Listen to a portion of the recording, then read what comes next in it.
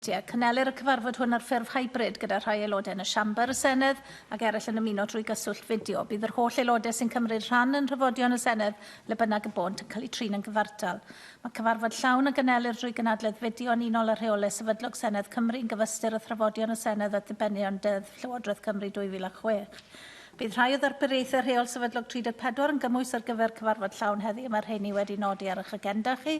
A dwi eisiau atgoffa'r aelodau bod y rheolau sefydlog sy'n ymwneud â threfn yn y cyfarfod llawn yn berthnasol i'r cyfarfod yma ac yr un mor berthnasol i aelodau yn y siambr a rhai sy'n ymuno drwy gyswllt fideo. Yr eitem cyntaf yw'r cwestiynau i'r Prif Weinidog ac mae'r cwestiwn cyntaf gan Mark Reckless. What assessment has the Welsh Government made of the level of support for its coronavirus restrictions?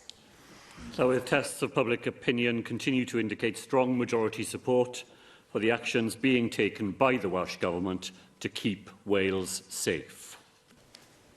Well, First Minister, the YouGov poll published this morning shows support falling from 66% to 45%, with 47% now opposed. And I just wonder whether you might find more support for your policy if you work with the opposition rather than calling them disgraceful, and welcomed a royal visit to thank key workers rather than calling them divisive. Instead, you, and I quote from your statement, set out how and when Wales will move between alert levels with all Wales measures. We must do the same in Swansea as in Anglesey, so long as it's different from England. First Minister, wouldn't we be better with the united UK approach? So, as far as I'm aware, neither Swansea nor Anglesey are in England. I've looked at the poll to which the member refers. Voters in Wales were asked whether they preferred the approach taken by the Welsh Government or the approach taken by the English Government. 53% of people said they preferred the approach taken in Wales. 15% preferred the approach that the member continuously advocates here. Andrew Arty-Davies. Presiding Officer, First Minister, one of the big calls that has been made in the recent weeks is obviously the change in restrictions over the Christmas period by the four nations of the United Kingdom. Situation here in Wales has moved on since that call was made, and I respect the climate that call was made by your good self as the First Minister. What do you think the public's reaction is and perception is of those changes that will happen over Christmas, given the circumstances that the Welsh Government obviously outline Wales is facing at the moment, both in its health service, the National Health Service here in Wales, but also the community transmission rates? Thank Andrew Arty-Davies for that question. Llywyd, he will know that the four-nation agreement over Christmas was hammered out in detail over 4 different meetings between the 4 nations. It was a hard-won agreement. I will not lightly put it aside. I have a meeting later today with the First Minister of Scotland, First and Deputy First Minister of Northern Ireland, and Michael Gove as the Minister in charge of the Cabinet Office. No doubt this issue will be discussed again there. The choice is a grim one, Llywyd, isn't it? I have read in my own email account over the last couple of days heart-rending pleas from people not to reverse what we have agreed for Christmas. People who live entirely alone, who have made their arrangements to be with people for the first time in many months, and who say to me that this is the only thing that they have been able to look forward to in recent weeks. And yet we know that if people do not use the modest amount of additional freedom available to them over the Christmas period responsibly, then we will see an impact of that on our already hugely hard-pressed health service. So I think the choice is an incredibly difficult one. At the moment, we have a 4-nation agreement. I will discuss that later today. We will look at the figures again together. I still think that the arguments for having a rule-based approach to Christmas, modestly increased amounts of freedom for people, but where they know where the rules lie, is preferable to a free-for-all, in which we have a situation where people simply aren't willing to go along with what is proposed and therefore make the rules up for themselves. So, as I said, Llywydd, in whichever way the governments of the United Kingdom resolve this issue, it will be a very, very finely balanced set of judgments between different sorts of harms that are caused whichever course of action you embark on. Mick Antonydd. First Minister, I see on the 1 o'clock news today that Michael Gove is going to be writing to you shortly to see whether there's going to be any development of the four-nation approach to Christmas. At the same time, we see across the UK and across Europe and indeed in other parts of the world, significant actions being taken by governments there who are affected in exactly the same way as we are now, with increasing infection rates, but also the increasing public anxiety that actually exists. I'm wondering, First Minister, what you might be saying to Michael Gove in terms of how we might cooperate, but also what lessons are there that we can learn from what is happening in the rest of the world at the moment, where they're facing almost identical, very similar situation to ourselves? Well, the lessons, Llywydd, that I draw from the rest of the world is exactly the point that Mick Antonydd made, that governments across Europe and more widely are having to take action in the face of the resurgence of this virus during winter conditions with a virulence that was not predicted in the modelling that was carried out in many parts of the world. And, of course, we watch very carefully what happened yesterday in Germany, in Holland, in Italy, and I will be discussing with Michael Gove directly later today whether the four-nation agreement that we struck continues to have marginally more advantages than disadvantages, or whether there is a different balance that we ought to strike. In either direction, Llywydd, harm is done. Harm is done whether people get together over Christmas in a way that isn't responsible and doesn't observe all the advice we have given to people.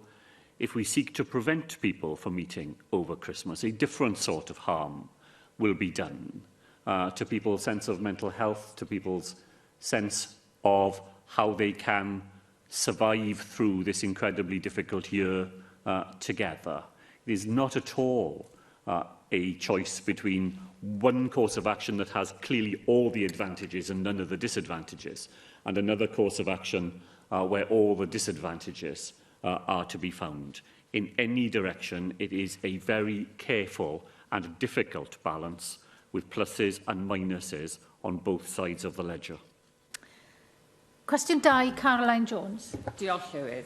Does the Welsh Government have any plans to review the advice it has received in relation to tackling the coronavirus pandemic?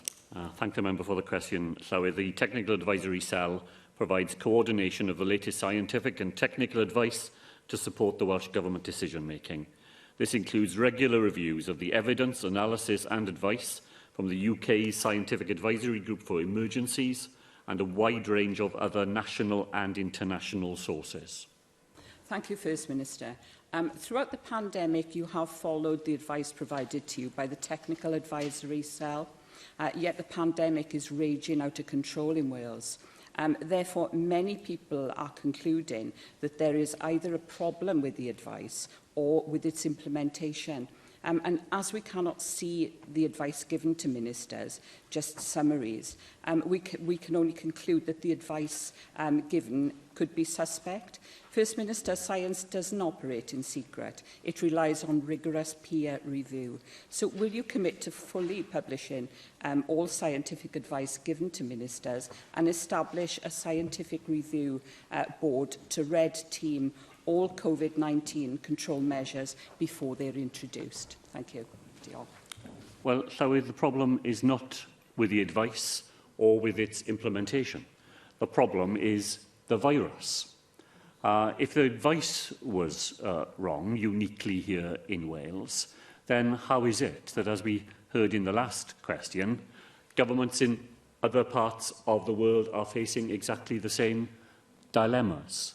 We are dealing with a virus that doesn't behave in the way that models always predict, doesn't respond to some of the measures that were expected to be efficacious, where we saw yesterday evidence of a new variant emerging, which will potentially pose new challenges to us.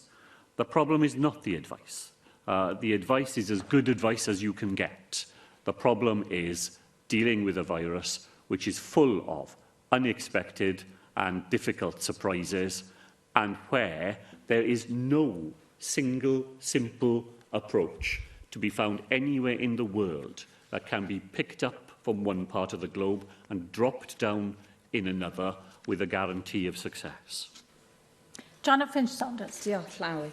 First Minister, recent correspondence from my constituents show that this period has understandably taken a negative toll on the mental health of the population's most vulnerable. This correspondence, of course, is indicative of a larger scale and immediate problem that is facing the Welsh public as a whole. In fact, the results of a recent survey by Swansea and Cardiff universities revealed that approximately half of its 13,000 participants reported clinically significant psychological distress, with about 20% saying they were suffering severe effects. However, there's very little mention or acknowledgement noted in the technical advisory cell briefings. So I believe it is crucial now, as we're moving towards more stringent measures, that this Welsh Government does all it can to ensure that access to loneliness support groups and mental health support services is ensured. So is it possible that when you are working with your scientific advisors and you are publishing the TACs, that you could possibly make acknowledgement to those suffering with the mental health impacts, to ensure that these briefings consider the impact, and the severe impact, I should say, of restrictions on loneliness, social isolation and mental health issues? Thank you. Well, I do think that the Techno Advisory Group does very regularly provide advice to us on the wider harms. Our Chief Medical Officer has, from the very beginning, pointed to the 4 different sort of harms that come from coronavirus, and the impact on people's sense of mental health and mental well-being is absolutely part of what we always weigh up. I was trying to do it in my answer to Andrew R.T. Davis's question. You know, the advice we are seeing today from people about taking more stringent measures over Christmas to reduce the ability of people to get together. But that will have an impact on all the issues that Janet Finch-Saunders has just raised with me. Those were the emails that I was referring to from people pleading that we should allow them to be able to get together over Christmas because of the impact on their mental health and well-being. I took part myself yesterday, Llawydd, in an initiative which is simply asking people to phone somebody else over Christmas who lives alone. And I had a very, very striking conversation with somebody living in the RCT area who's been 3 months without being able to see anybody else because of his own health and the impact that has on other people. And, you know, the Christmas period matters a lot to people, doesn't it? So I just want to say to the member that, of course, we weigh those things up. And of course, we try and make judgments that attend to the impact on people's physical health and on our services of the current state of coronavirus, while never losing sight of the fact that when restrictions are placed on people's ability to meet others, which may be entirely necessary to control the virus, there are other effects that we must weigh up and try and mitigate. Yw'r Davis. Diolch, Llawydd.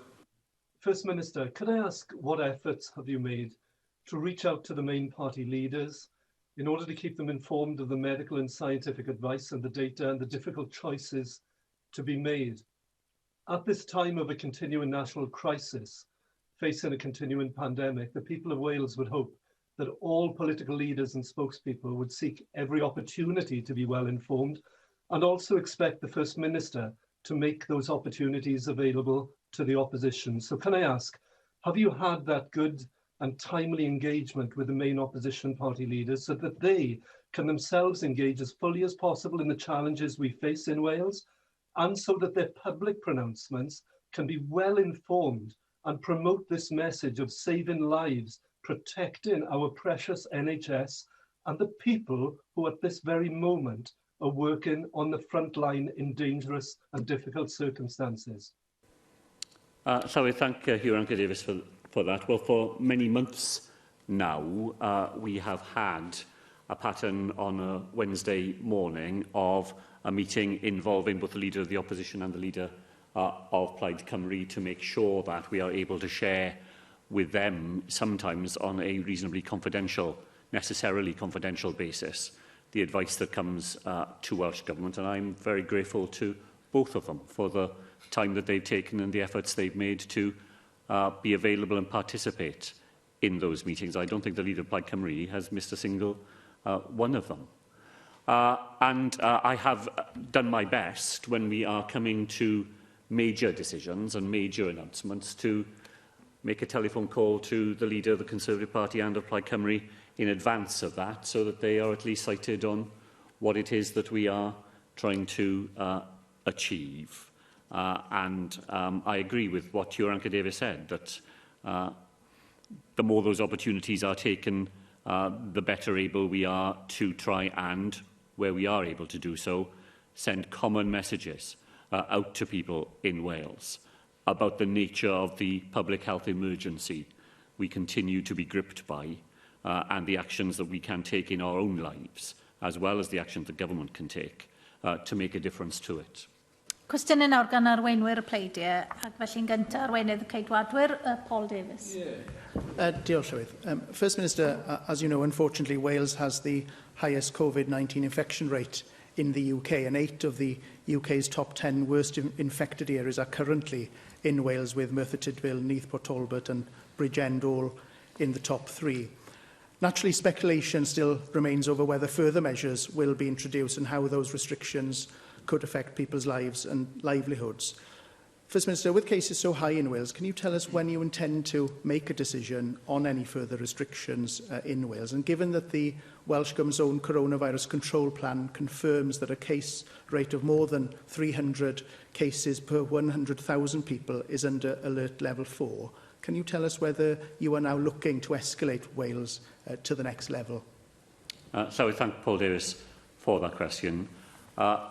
We will be looking every single day this week at the way that the figures in Wales are moving. I said at my press conference on Friday that unless we see signs that the current rise is being arrested and reversed, then it is inevitable that further measures will be needed. Now, we took an important set of measures a week ago last Friday in relation to attractions and hospitality. We took further measures last week in relation to schools and to outdoor attractions. We have to be able to allow those interventions an opportunity to work. If we do not see them working, as I said on Friday, then it is, I think, inevitable that further actions will be necessary in order to stem the flow of coronavirus as we see it in Wales today. And I'll be doing that every day this week. I'm grateful for that answer, First Minister, and I know that the Health Minister confirmed yesterday that nothing, of course, is off the table when it comes to more COVID restrictions over Christmas, and I very much accept and understand that, and I appreciate that you'll be having further discussions with other UK governments later on this afternoon about the Christmas restrictions as well. Now, of course, Wales has more than twice as many COVID-19 cases compared to other parts of the UK, and 2 health boards have now confirmed that they will suspend some non-urgent treatment, and so we're also looking at a crisis perhaps actually taking place as well in the new year. You will have seen the concerns of the Welsh Intensive Care Society, which has warned that critical care services will not be able to cope over the winter period without intervention at the highest level. And with a realisation of rules for a few days over Christmas, there will be even more pressure, as you've just said, on NHS services in the coming weeks and months. Now, I'm pleased that the UK government has today offered to treat non-COVID patients in England to help ease pressures on Welsh hospitals and to do all it can to help. Given the seriousness of the issue, can you tell us what assessment the Welsh Government has made of the rising cases on hospital capacity across Wales? Secondly, in light of the calls for intervention from some in the medical profession, can you tell us what discussions you've had with the local health boards about their plans for delivering elective surgery and routine care over the coming weeks? And can you also tell us whether you'll be taking up the UK Government's offer of enabling non-COVID Welsh patients to be treated in English hospitals if necessary? Well, Llywydd, I think it's just fair for me to point out that Wales is, as the Leader of the Opposition says, at the highest level of coronavirus in the United Kingdom today. At various points, all 4 nations have been in that position. England was in it earlier in the summer. Northern Ireland was in that position a few weeks ago. Scotland have had the same experience in relation to the Central Belt. So this is an evolving pattern in which spikes occur in different places. As far as capacity in the health service is concerned, there's 2 sorts of capacity that we're talking about. There is physical capacity in terms of bed numbers. 16% of acute beds in the Welsh NHS are not occupied today. So physical capacity is stretched, but not stretched to breaking point. The other capacity we're talking about is staff. And that's where the current difficulties, I think, are at their most acute. We have the highest number of staff at any point during this year who are self-isolating and for other reasons not available to be in work. 1,500 more people last week than was the case in September. And the problem that has been faced in some parts of the NHS, and the reason why some non-urgent treatments are being suspended, is because we simply don't have staff in place to keep everything that the health service wants to do going. And we're having to concentrate the staff resources we have on those most urgent things, including providing for the rising number of people suffering from coronavirus.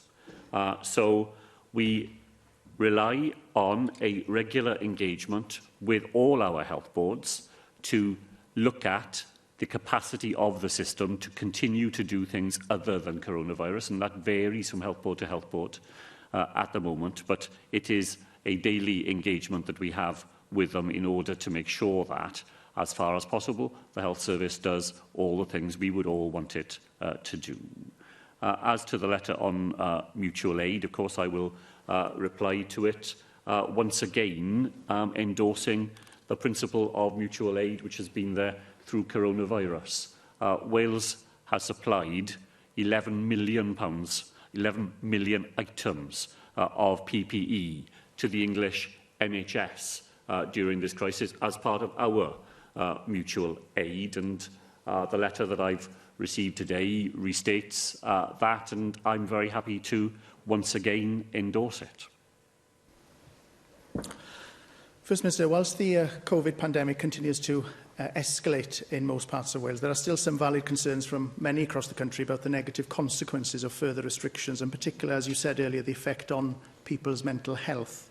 As my colleague, the member for Aberconwy, said earlier, last month, Mind Cymru teamed up with researchers at Cardiff and Swansea universities to speak to more than 13,000 people about the impact of the pandemic on mental health in Wales, and their research showed that around half of the participants showed clinically significant psychological distress, with around 20% reporting severe effects. Therefore, we can't be under any illusions that further restrictions could make life difficult for a lot of people, and it's crucial that the Welsh Government signpost support and ensure that mental health services are accessible to those that actually need them. As the Welsh Government makes its decision on the next steps for Wales, can you tell us what mental health impact assessments has been carried out in relation to any further restrictions? Could you tell us what additional support will be made available to people who need it? And how will the Welsh Government signpost services and encourage people to ask for help should they feel that their mental health is suffering as a result of any further restrictions? Well, thank the member. It's an absolutely important area, of course. It comes up in all the conversations that I have when I'm talking to people beyond the Senedd. It comes up in conversations with our health workers who've gone through a year not simply torrid in terms of the physical strain of the job that they do, but the emotional wear and tear that it has of seeing people who would otherwise be fit and well suffering from this awful disease.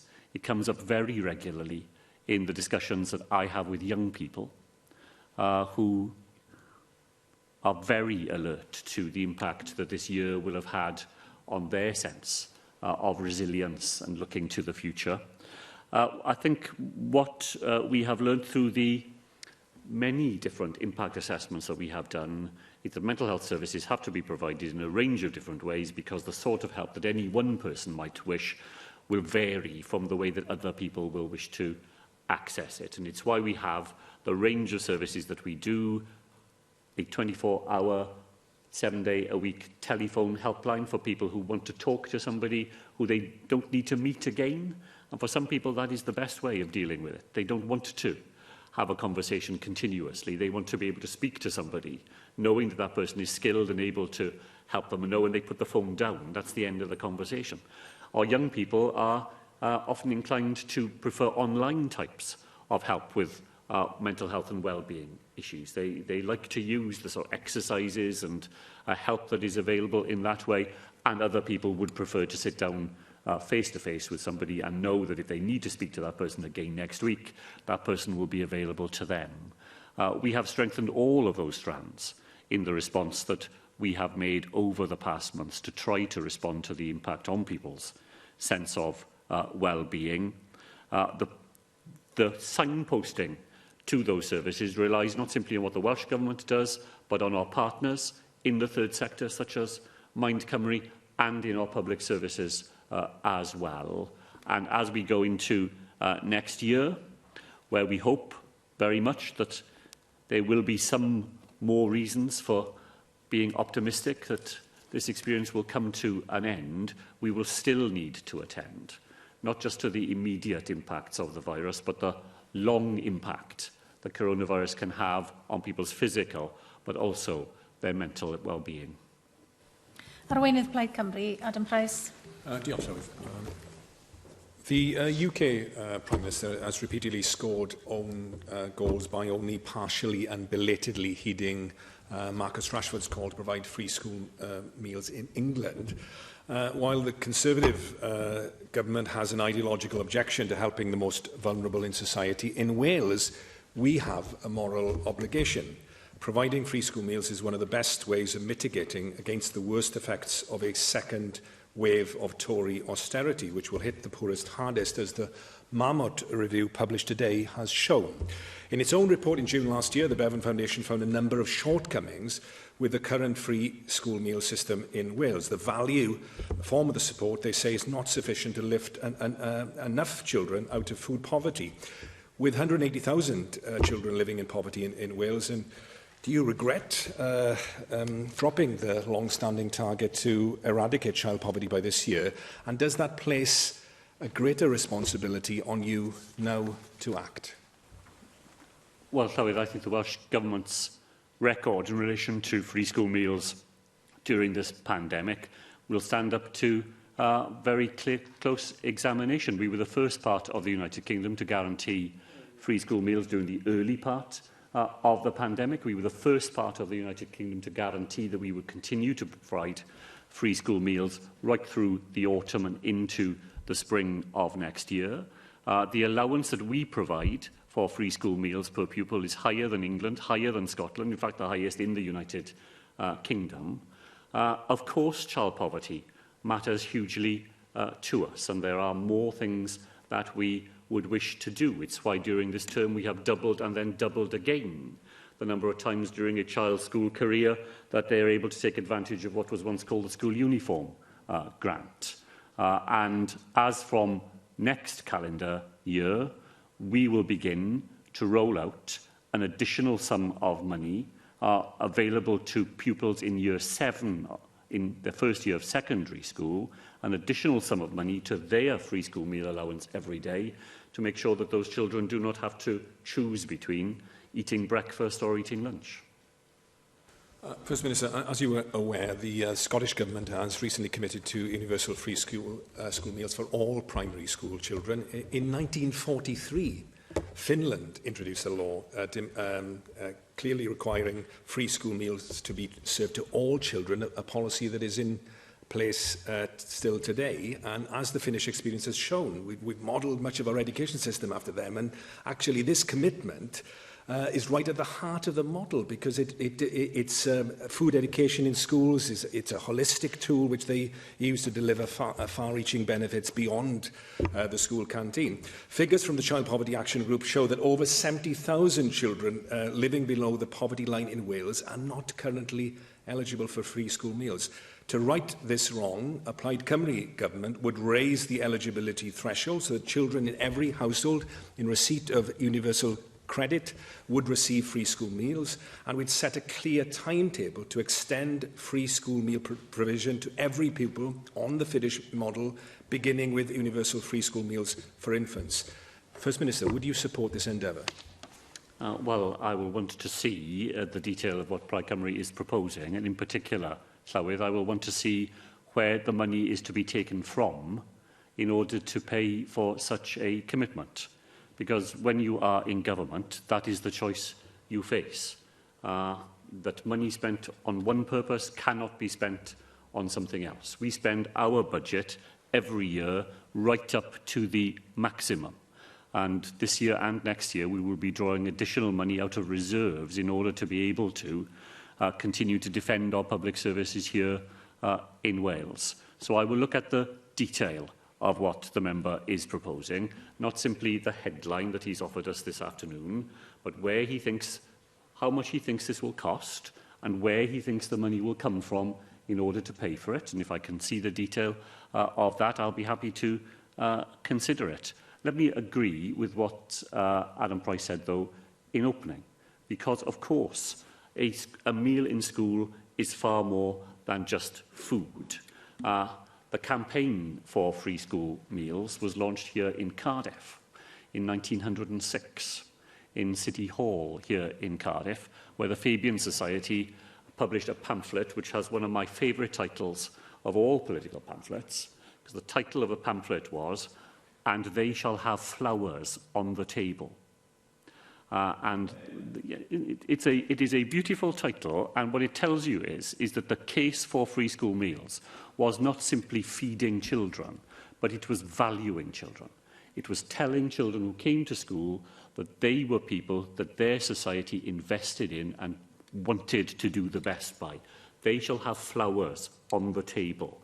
And in the sense that the Danish experiment and the things that Adam Price said, I absolutely share the view that providing a meal for a child in school is more than just putting food in their stomachs. It is about the value that we place on that child and the clear signal that we give to them about an investment that society makes in their future.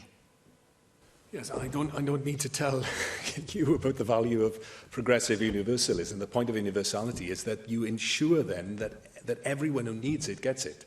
And in relation to your point about finite resources, there we need to be smart, so we need policies that deliver more than one objective. And so you can see with universal free school meals, if you link it, for example, with the foundation economy, if you like, a square meal produced within the square mile, the foundation phase and the foundation economy, ensuring local procurement, children learning from where their food comes from, at the same time as helping the local food producing business that have been hammered hard by the pandemic and who knows, maybe even by a no-deal Brexit. Surely that's the kind of smart policy that we need, First Minister, that delivers through a preventative model savings, even in financial terms, because of the better health and educational outcomes for the children concerned and indeed their economic life chances, but also does it in a holistic way for the economy, for the better environment, for better health at the same time. Well, so all those arguments were arguments that led a Labour government to introduce universal free meals in primary schools, because we have free breakfasts in primary schools that are free to all children. And it was exactly that sort of multiple objective that led the Cabinet at the time to find the money to invest in it. Free breakfasts provide food for children who otherwise would go without. They make their learning more effective because they have food in their stomachs and are able to concentrate on their learning. It provides particularly for those families who are on the edge of working, because if you don't have to pay for the child to be looked after or for the child to be fed, then your ability to take up a job or to carry out more hours in that work are improved as well. So the smart bringing together of multiple objectives is exactly what any government would wish to do. And I think you can see that, as I say, you can see it every single day in that progressive and universal service that free breakfast in our primary schools represents. Cwestiwn 3, Nick Ramsey. Diolch, Llywydd. What assessment has the Welsh Government undertaken of the capacity available to deliver the COVID-19 vaccination? Thank the member for that question, Llywydd. Immediately following regulatory approval of the Pfizer-BioNTech vaccine, NHS Wales mobilised and administered over 4,000 doses within the first 48 hours of its availability. Detailed workforce modelling is underway ahead of regulatory approval of subsequent vaccines. NHS Wales is prepared and ready for the task that lies ahead. Thank you, First Minister. I'm pleased to hear that progress is being made, even at this early stage at the rolling out of the vaccine. I understand that health boards have been asking some former nurses to return to work to help with the rollout of the vaccine. I wonder if you could confirm that that is the situation. And also, is there any capacity within other organisations across Wales that might be able to help out with that vaccination programme? I think the sooner it can happen, the better. And also, if I can just add, in terms of the wider capacity issue, I know that in the news recently there have been some concerns about the number of COVID-19 cases at the new Grange University Hospital in Cumbraen, which is obviously being used as a centre for that. But there are concerns about that, with other patients being told to stay away. I wonder if you've had any discussions about any additional resourcing that could be made available to the Aneurin Bevan Health Board at this time to make sure that that hospital, whilst bedding in, if you pardon the pun, in its early days, is able to cope with the number of cases there. Well, I can give Nick Ramsey an assurance on that final point. The discussions are, of course, ongoing with Aneurin Bevan about any mutual aid that can be provided or any further measures that can be taken to support the hospitals in that part of Wales, which are under some of the greatest strains, given the numbers of people in that part of Wales who are suffering from coronavirus. In relation to vaccination, can I say to Nick Ramsey, the approach we've taken in Wales is to count out all 4 contractor professions. So not simply GPs, but also pharmacists, optometrists and dentists, to see what contribution they may be able to make to a mass vaccination programme. Because all of those are professions where people carry out injections and other forms of clinical intervention every single day. And I was very heartened yesterday to see the very positive responses we have had from all 4 of those professions, all of them offering to be part of a mass vaccination programme. And I think that will give us an extra resilience here in Wales, as well as being able to draw in a wider range of experienced clinical professionals who can safely administer the vaccination. That will sometimes involve asking people who have recently retired to come back and be part of that effort, and I think that's very sensible as well. But I think in Wales, drawing on the range of primary care professionals we have who are willing to make a contribution. We know that pharmacists carry out flu vaccinations in increasing numbers every year in Wales, and optometrists and dentists have skills, experiences and abilities that they too are willing to contribute to that effort, and that is how we are planning the future of our vaccination programme in Wales. Cwestiwn 4, Russell George. Diolch, Llywydd. Will the First Minister make a statement on the promotion of the heritage of Mid Wales? The Welsh Government, through Visit Wales and Cadw, promotes the unique character and value of our heritage to the people of Wales and the world, and that includes, of course, the rich heritage of Mid Wales. Thank you, First Minister, and there is indeed a rich heritage in Mid Wales. We are here in the Senedd this afternoon, but of course the first Senedd in Wales was believed to have been in Machynlleth, in my own constituency. Now, I'm keen that we have an exciting and meaningful future for the Senedd D in Machynlleth.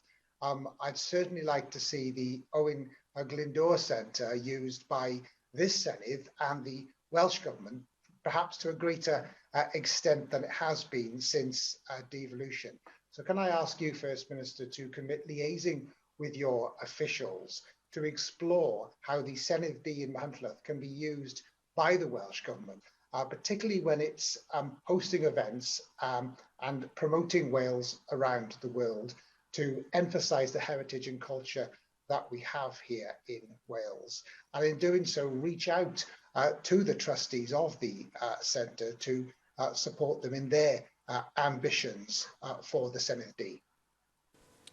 Well, Llywydd, thank Russell George for that. Of course, Machynlleth has a very particular place in Welsh history, and the Llywydd will have heard what Russell George said about the Senedd itself making use of that historic location. And when the Welsh Government is in a position to welcome visitors to Wales, we often try and make sure that we hold those meetings in parts of Wales that showcase everything that Wales has to offer, and that certainly includes mid-Wales. Llywydd, when I saw this question at the weekend, I was reminded that it is a year ago, almost exactly, it will be a year to next week, when I was making a journey to North Wales, just personally, and took the opportunity to call in at two of the great mid-Wales heritage sites, the Abbey Cwm Hir, which I was visiting, I'm ashamed to say, for the very first time, and Grygynnog, which I've been to many times. And those are just two examples of what we have in mid-Wales. I know Russell George will be interested to know, because he's been a strong supporter of the Montgomery Canal, that the Welsh Government has just awarded £250,000 to the Canal and River Trust to allow the work, that fantastic work that's going on in restoring the canal, to be taken forward. And Llywydd, a week ago, I participated in a rare event these days outside the Senedd and the government buildings at the St Fagans Museum in Cardiff, together with a Japanese ambassador, planting cherry trees there to mark the friendship between Japan and Wales, and that mid-Wales is to have a very significant share of the 1,000 cherry trees that will be planted this year to mark that friendship. So just as we celebrate and mark the long history that we have, so we make history ourselves every day. And those cherry trees, which will be planted in mid-Wales and in all other parts of Wales this year, will be there long after probably many of us will be there to see them, and they will become part of the rich heritage of Wales for the future. Cwestiwn 5, Gareth Bennett.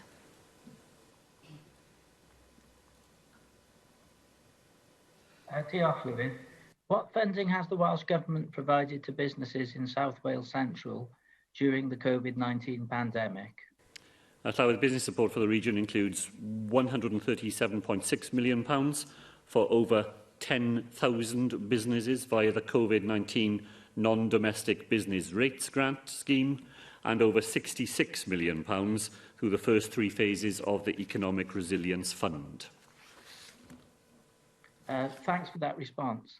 I've been contacted by various constituents who are community pharmacists, and I'm asking what point the Welsh Government has reached in its negotiations with Community Pharmacy Wales, negotiations which have been going on for some months now, over compensating this sector for the financial costs it incurred when pharmacists had to pay for their own PPE equipment at the start of the pandemic. The community pharmacists in Wales have done us proud in how they have responded to this pandemic, and we are now the only region in the UK where this sector hasn't been compensated for the costs it incurred. We were promised a statement on this by the Trefnydd as soon as the outcome was known, so I'm just asking for an update on the situation. The member for that supplementary question. He's right that negotiations with community pharmacy have been proceeding over recent months. There was a further offer made by the Welsh Government some weeks ago. The Health Minister has a meeting with Community Pharmacy Wales on Thursday of this week, where those negotiations will continue. David Melding. First Minister, the Business Ways Barrier Grants scheme is to prioritise those most affected by COVID-19, such as women, disabled people, people from BAME backgrounds, and young people not in education and training. And it's to give some financial support to those who will want to set up a business in the next few months. I wonder when this scheme will be evaluated, because I do think promoting enterprise in groups that perhaps traditionally have found it difficult to access is a really worthy initiative. Thank David Melding for the way he described the initiative, and it is exactly to do what he has described. It is to try and make sure that the talents and the commitment and the sense of enterprise, which is absolutely to be found in those communities and amongst those young people, does not become suppressed by the impact of the virus. And that means we have to work harder to make sure that the help is available to them. Help both in terms of the advice they need, the mentoring that they may need, but sometimes in hard cash that they need in order to be able to move their ideas for new businesses forward. I think it will be important to allow the scheme to have a run and to evaluate partly as we go along, but not to hold up the ambitions we have from it by trying to pause it too soon in order to assess its effectiveness. In the current extraordinary circumstances, I wanted to see that scheme push ahead. I wanted to even take a few risks in the way that government sometimes find difficult, because if you are dealing with people who have new ideas and who want to try something that hasn't been tried before, if you're not prepared to sometimes to back a young person or back somebody who's got that idea, recognising that not all those ideas will succeed, then you don't get the scheme off the ground. And that's the spirit in which I would like the scheme to be taken forward. Vicky Howells. Diolch, Llywydd. First Minister, businesses in my constituency are very thankful that the Welsh Government has supported them throughout the coronavirus pandemic with the most generous package of business support anywhere in the UK, including the latest injection of £340 million to support hospitality, tourism and other businesses that have been affected by the most recent restrictions. What assessment have you made of how the business support in Wales compares to that on offer in other parts of the UK? Well, I would thank Vicky Howells for that. She is right to say our scheme of business support in Wales, we believe, is the most generous available to any business in any part of the United Kingdom. Pleased to report this afternoon, Llywydd, following questions on the floor over the last couple of weeks, that the help that we are offering to hospitality businesses affected by the restrictions that had to be introduced about 10 days ago, that money has now began to make its way into the pockets of those businesses. Hundreds of businesses have now received that help. Millions of pounds has been paid out to them, and that is at a point where 14 of our 22 local authorities are yet to make returns on the help that has been provided. So not only is the help generous, but the help is getting to where we needed it to go. Vicky Howells pointed to the £340 million that we're making available to support those businesses, and I cannot help but contrast it with the fact that the UK government has provided £40 billion for the whole of wet pubs in England affected by the restrictions that they have had to introduce there. Cwestiwn 6, David Rowlands. Diolch, Llywydd. Will the First Minister make a statement on the impact of coronavirus on the economy of South Wales East? Llywydd, an analysis by the Bank of England and the Office for Budget Responsibility demonstrates the damaging impact of coronavirus on our economy, including that of South East Wales. Both bodies suggest a relatively rapid rebound in the second quarter of 2021, provided that is not undone by the catastrophe of a no-deal Brexit. I thank the Minister for that answer. First Minister, the Welsh Government were highly successful in bringing the Spanish train manufacturing company CAF to South Wales East, with the potential to bring 300 plus skilled engineering jobs to the area. CAF secured a contract to supply 77 state-of-the-art diesel multiple units to Transport for Wales. Delivery was scheduled for 2020, but 22. Could the Minister update us as to whether the COVID crisis has delayed the supply of these units? Shall we first of all let me say that I think the fact that CAF are now operating out of South East Wales is a huge benefit to Wales. I was lucky enough to be able to meet the whole of the board of CAF when they visited Wales. They'd come from a visit to one of their investments in the United States of America. And they said to me that the thing that they were most struck by visiting Wales was the strong sense of attachment to the company that the workforce here demonstrated during their visit. That sense of a loyal, committed, highly skilled workforce, and they were hugely complimentary of it. Coronavirus has had an enormous impact on the rail sector. The Welsh Government is providing over £100 million simply to sustain that part of our public transport network during these extraordinarily difficult days. We do look forward to the point where the delivery of new rolling stock to Wales will allow us to get back to the plan that we had originally set out, which, as the member knows, is to improve services, to create a new metro system here in South Wales and to provide a travelling public with the sort of experience that they look for and deserve. Whether the plans are capable of being implemented to the original timetable is something that we continue to discuss very regularly with Transport for Wales. I had a meeting with them myself only this week, and that can only really be finally determined as we see, as we hope we will, a recovery in the economy next year, allowing passengers to return to the railway safely and the revenues that they bring with them to flow into the industry. Cwestiwn 7, Rhina Piorwerth.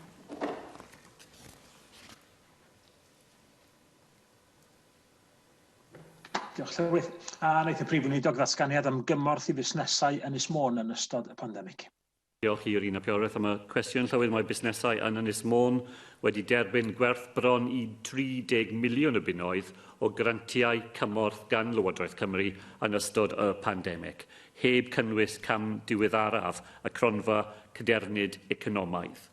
Bydd difrod economaidd Brexit heb cytundeb lawer yn waith na'r anhawsterau a mae busnesau ar yr ynys yn aiwynebu yn sgil Covid-19. Fi'n cyd-fynd yn sicr ar rhagolygon hynny yn anffodus. O ran Covid, un sector sydd wedi diolen drwm iawn di'r sector lletygarwch a thwristiaeth sy'n cael ei taro'n galad eto gan y cyfyngiadau diweddara. Wrth gwrs, llawer wedi penderfynu cau yn gyfan gwbl. Yn gyntaf, all y Prif Weinidog ddeud wrthon ni pa bryd y gallen nhw ddechrau derbyn y taliadau grant diweddara, achos bod y cwsmeriaid yn gorfod cadw draw, mae'r biliau wrth gwrs yn dal angen i talu. Mae yna busnesau eraill sydd ddim wedi gallu gweithredu o gwbl mwy neu lai ers mis Mawrth, a dim syniad pryd fydden nhw'n gallu dechrau chwaith. Busnesau mewn digwyddiadau, priodasau, canolfanna awyr agored. Mae eraill yn gorfod mynd i gysgu rwan am y geia. Cwmni cychod cyflym ar y fennau, enghraifft, oedd wedi gwerthu nifer dda o docynnau ar gyfer y dolig, rwan yn gorfod talu'r arian hwnnw yn ôl. Pa ystyriaeth arbennig sy'n cael ei roi i fusnesau felly sy'n mwy neu lai mynd i eiafgwsg neu hibernation rwan hyd y gallen ni i rygweld. Ac ai hefyd wneud apel ar ran y busnesau hynny sy'n dal yn disgyn rhwng y craciau am gymorth ariannol. Mae peidio talu cyflogaeth drwy PAYE neu ddim bod wedi cofrestru ar gyfer treth ar werth yn dal yn broblem i lawer. Un arall wedi methu dangos faint i golledion o, bod incwm wedi colapsio'n llwyr mwy neu lai eleni cwmni tripiau cychod ydy hwnnw. Gai ofyn sut mae'r Llywodraeth wedi neu yn mynd i wneud mwy adnabod y bylcha mae busnesau'n dal i ddisgyn drwyddyn nhw, a sut allan ni fel aelodau'r Senedd helpu i basio gwybodaeth am y trafferthion mae busnesau yn ei wynebu o hyd. Wel, Llywydd, diolch i yr un o'r tam nifer o cwestiynau ychwanegol a na. Wel, jyst i ddweud i ddechrau, mae cymorth dan y cynllun diweddara wedi ddechrau i fynd mas o'r dwylo'r awdurdodau lleol ac syth i busnesau. A fel wedais i mewn ateb i cwestiynau arall prynhawn yma, mae cannoedd o busnesau wedi cael y cymorth na yn barod, a mae milynnoedd o bunnau na wedi mynd syth atyn nhw, ac y gobaith yw bydd y nifer yn cynyddu ac y swm yn cynyddu dros yr wythnos hon. Ac wrth cwrs ni yn ymwybodol am yr amser hiriol. Mae'r sector lletygarwch a twristiaeth wedi wynebu a ni'n dal i siarad dan nhw. Mae'r Weinidog gyda'r cyfrifoldeb yn siarad dan nhw bob wythnos i trial i cynllunio ymlaen at y dyfodol, at y flwyddyn newydd. Ac y gobaith yw, os allwn ni, dydyn ni ddim yn y sefyllfa yna heddi fel ni wedi bod yn trafod, ond yn y dyfodol y gobaith yw wrth cwrs i ailagor y sectorau na ac i helpu nhw i gweithio fel maen nhw'n eisiau gweithio. Nid yn dibynnu ar grantiau o'r Llywodraeth, ond i codi arian trwy'r busnesau mae nhw'n wneud. Ac ar y pwynt ola, ni'n wedi trial yn barod i fod yn fwy hyblyg yn y ffordd ni'n cymryd tystiolaeth a wybodaeth o ddiwrth busnesau i roi help iddyn nhw. Ar diwedd y dydd, Llywydd, yr arian yw arian y cyhoedd, a mae rhaid i ni, fel Llywodraeth, i bod yn siŵr pan ni am roi cymorth, pan ni am roi help mas i'r busnesau go iawn ydyn nhw, a dyna pam ambell waith ni'n ofyn am pethau maen nhw'n gallu roi i ni i dangos, maen nhw yn pwy maen nhw'n ddweud nhw ac yn gallu roi arian iddyn nhw gyda'r hyder, ni'n gallu esbonio i bobl, a siŵr o fod pwyllgorau yma yn y Senedd hefyd yn y dyfodol, oedd ni'n wedi wneud mewn ffordd sy'n ofalus ar un ochr, ond hyblyg ar yr ochr arall. Ac yn ola, cwestiwn 8, Hefin David. Will the First Minister provide an update on progress in containing COVID-19 in cases in Caerphilly? So I can thank Hefin David. Progress on containing cases in Caerphilly has been reinforced by Welsh Government action in relation to indoor attractions, hospitality, education, the health service, and, as of yesterday, closure of outdoor attractions as well. I thank, as ever, Llywydd, the residents of Caerphilly for everything they do to help contain this deadly virus. The Nairon Bevan University Health Board put out an unprecedented call to citizens of Caerphilly and beyond in their area to not attend health services where they don't need to, and to recognise that they need to make the right choices. And I have to say, the people of Caerphilly who've been in touch with me, on the whole, via almost the entire number of people who've been in touch with me via my Facebook page, Facebook Live sessions, have been supportive and have recognised what they need to do. However, and I'm almost reluctant to do this, there have been a small number of people who've said some extraordinary things. I'll give you an example. One person said to me last week, "This is no different this winter to any other." Someone else said, "Most of those dying from COVID are elderly or vulnerable and would probably have died of cold, flu or pneumonia instead." These are some of the statements that were made last week by a very small minority of people, but nonetheless, those people have a huge impact.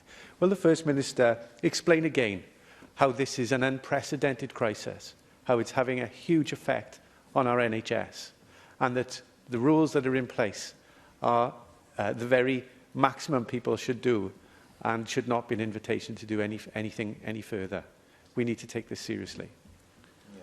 Well, I couldn't agree more with that. We have lived through unprecedented times this year, and the impact on all our lives and all our public services is absolutely profound. Those people who have somehow become convinced or convinced themselves that this is all a got-up job, and there's nothing that they need to worry about. I'm afraid coronavirus is no respecter of them either. And all of us will have seen accounts from people who thought that somehow coronavirus was a mild illness that had no impact, only to find that when they themselves contracted it, or someone who was dear to them contracted it, it turned out to be very different indeed.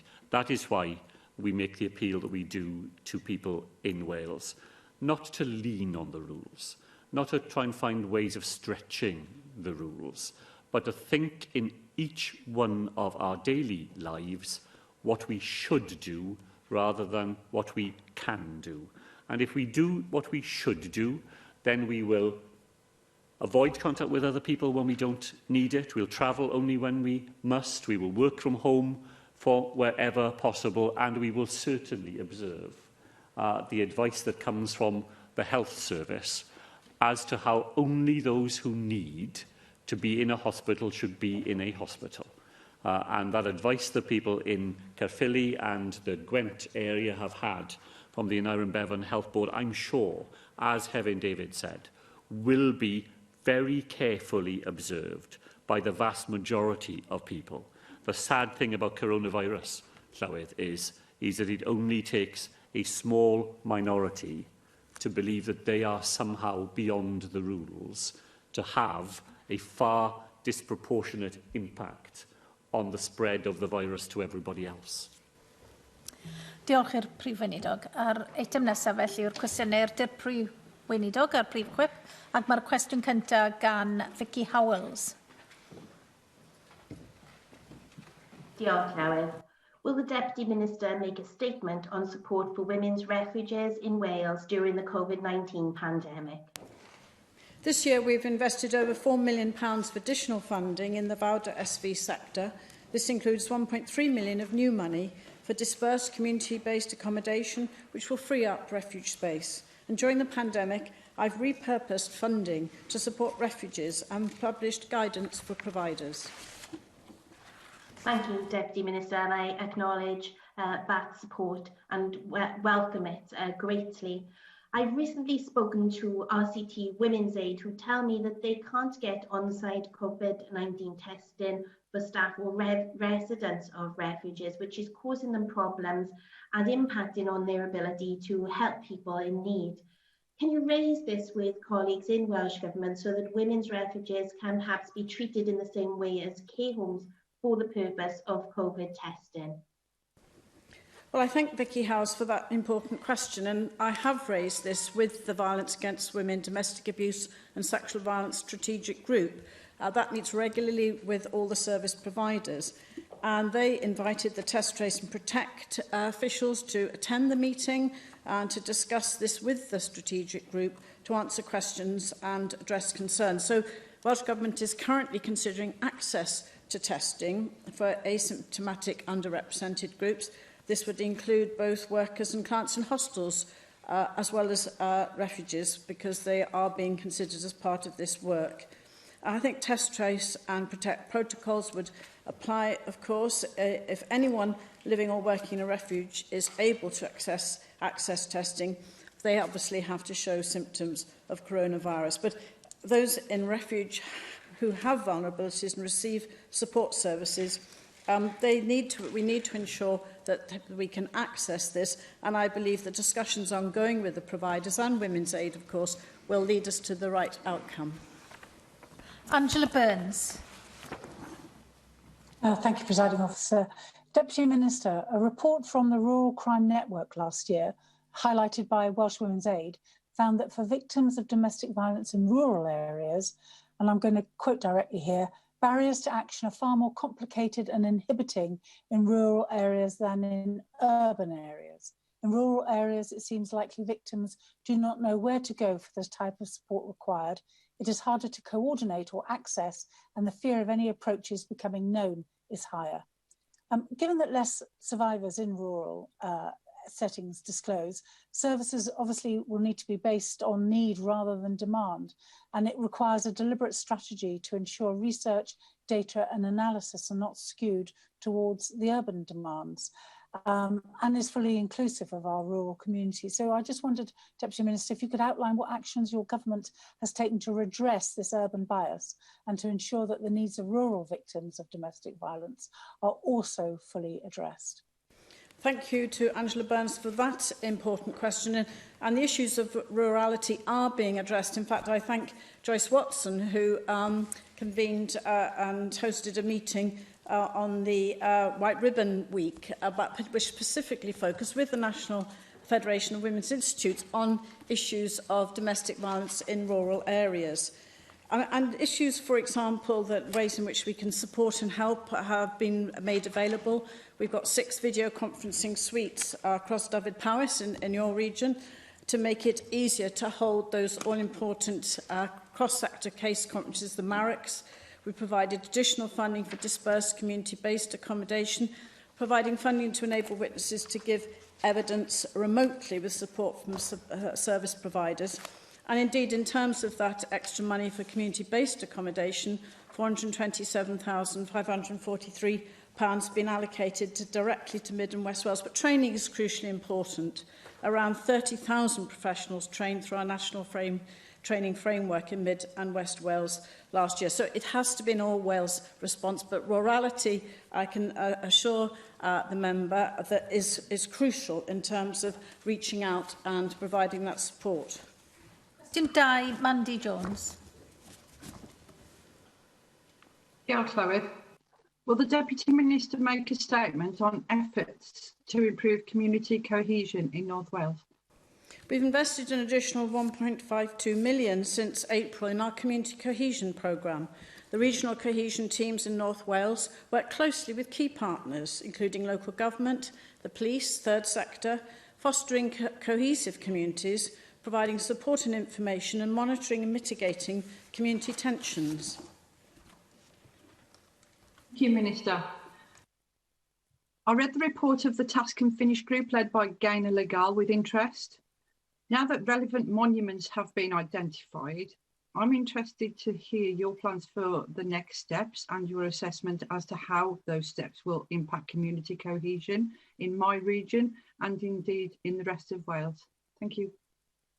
Thank you to the member for that question, and I'm sure she would have welcomed the audit that was undertaken, led by Gaynor Legal, looking at those monuments and also street names, and recognising also not only have we got to address these issues, but also we have got to look at how we can celebrate those who have played such an important role, particularly in terms of Black, Asian, minority ethnic members of the community, and indeed in terms of historical perspectives. But I'm also very pleased that our own Culture Committee is going to be undertaking their own inquiry and following up that review.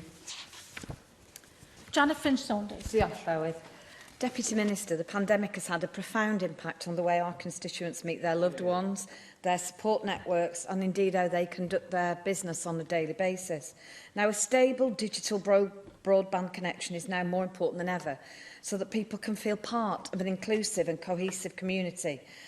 You'll be aware of the recent Red Cross report calling for strategic investment in tackling digital isolation so that people can stay connected throughout future restrictions. And according to a recent update from Openreach Cymru, 39,000 of the hardest to reach properties will be connected under the fibre rollout scheme by June 2022. Now, we have heard this before, and some of those ambitions have never been fulfilled. However, if they are, for many, that is still too long to wait. So can you explain whether you, as a government and as Deputy Minister, whether you're going to look at a more ambitious target to implement in light of the need for more people now to work from home, and also outline how this will be approached strategically to combat such digital exclusion? Thank you. Combating digital exclusion is crucial in terms of enhancing and supporting community cohesion, but particularly reaching out to the most vulnerable people in our communities, as you say, Janet Finch-Saunders, affected by coronavirus. And I think what we have been able to do over the last 9 months, and certainly through my budget, through the third sector and equalities budget, is repurpose some of our funding to ensure that we can provide that, not just equipment, but it's training and support to many of those who have been excluded and disadvantaged because they haven't had that access. And indeed, this is very much a cross-government initiative led by the Deputy Minister for Economy Transport in terms of not only addressing digital exclusion, but actually focusing on how we can include those communities as we move to more remote working, but also not exclusively addressing those issues where people have not got access in a digital way. Cwestiwn 3, yw'r Davies. Diolch, Llywydd. How does the Deputy Minister engage with young people in Wales in relation to equality and human rights matters? During these difficult times, I've engaged as widely as possible on the work we are undertaking to strengthen and advance equality and human rights in Wales. And this has included online meetings with young people to hear their lived experiences and what changes they want to see. But particularly, I would say, recently, in terms of reaching out to young people to help inform our new Wales Race Equality Action Plan. Deputy Minister, that's really good to hear. And can I draw attention to our local Bridgend Youth Council, which has got some excellent representatives, including recently elected Youth Mayor Megan Stone and the Deputy Youth Mayor Tino Kaseki, whose 3 main priorities for his term this year are youth mental health awareness and support in schools, ending racism and injustice through education, and supporting LGBTQ+ rights. And of course, there are also the equalities officers, Camaron Richards and Megan Lambert. So clearly there's a read across with your responsibilities as Deputy Minister. So can I ask, how do you engage with these young people on the equalities and human rights issues which are important to them, and specifically whether she can engage with members of the Bridgend Youth Council on these shared priorities? Well, thank you, Davies, for that important question, because the pandemic has led to an unprecedented level of engagement with all our stakeholders, including reaching out to young people, but also to many of our equality forum and groups. I've mentioned the Race Equality Action Plan, and that has enabled me to meet with many young people through the Ethnic Youth Support Team, Race Council Cymru, the wonderful Privilege Cafe. And I think we need to link members of the Bridgend Youth Council to many of those forums to enable them to have their say. I have met with young people from Bridgend recently, and they are formidable in terms of their commitment, particularly around those issues relating to equality and LGBTQI+ rights.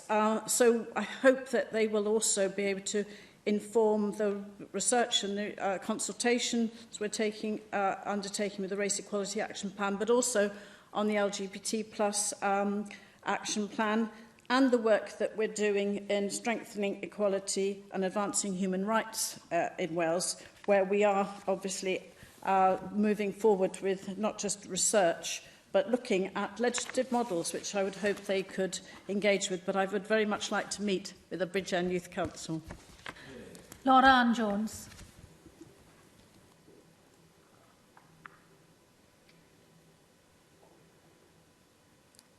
Sorry, I haven't got. Okay, fine. Cwestiwn 4, Paul Davies. Diolch, Llywydd. Will the Deputy Minister make a statement on support for the third sector in Wales in response to the COVID-19 pandemic? The Welsh Government has already provided 24 million to support the third sector in Wales through the pandemic, and this recognised the vital role the sector has played in the response to COVID-19. And I'm now making an additional 2.5 million available to ensure this support continues until the end of March. Grateful to the Deputy Minister for that response. Now, as you know, the COVID-19 pandemic has hit many charities across Wales very, very hard and had a huge impact on their funding streams. Now, this is particularly important for medical research charities, and some estimates suggest that the pandemic may set medical research back by as much as 10 years. Can you tell us what the Welsh Government's latest assessment is of the impact of COVID-19 on medical charities in particular, and what further assistance can you offer the sector to ensure life-saving medical research will actually continue to be funded here in Wales? Well, thank Paul Davies for that important question. And, of course, the loss of fundraising is particularly hit those medical charities. Oh, indeed, we have to say all charities, but those where perhaps there has been a crucial response. Marie Curie, we look to so many of those medical charities that often come here in order to launch, for example, the Daffodil campaign. The Emergency Fund has, of course, provided close to £7 million, enabling 156 organisations to support both volunteers and beneficiaries. And that, of course, has now been replaced by the Voluntary Services Recovery Fund, because we have to ensure that we sustain those organisations even with their loss of income.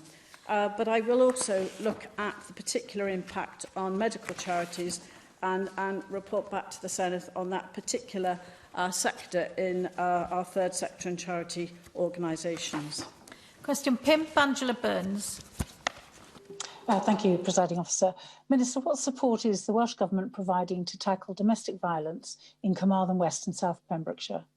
This year, the violence against women, domestic abuse and sexual violence sector has received over £4 million of new money, much of it to respond to the challenges posed by the pandemic. The Mid and West Wales Regional Partnership received over £685,000 this year. Thank you for that, and thank you for the support you give the victims of domestic violence. I know that this is a cause incredibly dear to your heart, and I'm grateful for everything that you do. And basically, I wanted to ask you to, I wanted to know if you would help me recognise the Royal Mail, because they've recently launched an online safe space portal. And as we know, because of the COVID crisis, so many people aren't able to go out there and get help. There are so many people trapped in their own homes, not able to get away from an abusive or coercively controlling partner. But this safe space portal you can get to from any website. There's no record of internet trace history, and it does help and can help people, and it's been developed in conjunction with Hestia. First of all, Deputy Minister, would you also welcome this amazing initiative? And secondly, perhaps you could just outline other ways in which the Welsh Government could work with organisations such as the Royal Mail to reach out and give that lifeline to people who are feeling utterly trapped at the moment. Well, I thank Angela Burns for that question and for her earlier questions this afternoon. And I certainly endorse and welcome Royal Mail's initiative with the new portal. And indeed, I'm very impressed across the public and private sector and the ways in which organisations are responding to this need. It's not just for the public sector, it is indeed for all those organisations who have a role to play and who are actually in touch with people on a daily basis. I think it's important that we also just share today, as we move towards the Christmas period, recognising that is not an easy period for many in terms of home is not always a safe place. We're launching another phase of the Home Shouldn't Be a Place of Fear campaign during Christmas and the New Year. It'll be aired on TV, radio and digital platform to reach the most vulnerable, so that victims will know about the services that are operating. And it's back to encouraging bystanders and concerned others to access help and information. The dial 999 plus 555, which is, of course, where you can get police support as well. So I thank the member very much for raising this and hope that all members across this chamber will respond to our call in terms of making Live Fear Free helpline widely understood and known across Wales. Diolch i'r Dirprwy Weinidog. Yr eitem nesaf felly yw'r datganiad a chyhoeddiad busnes. Dwi'n galw ar y trefnydd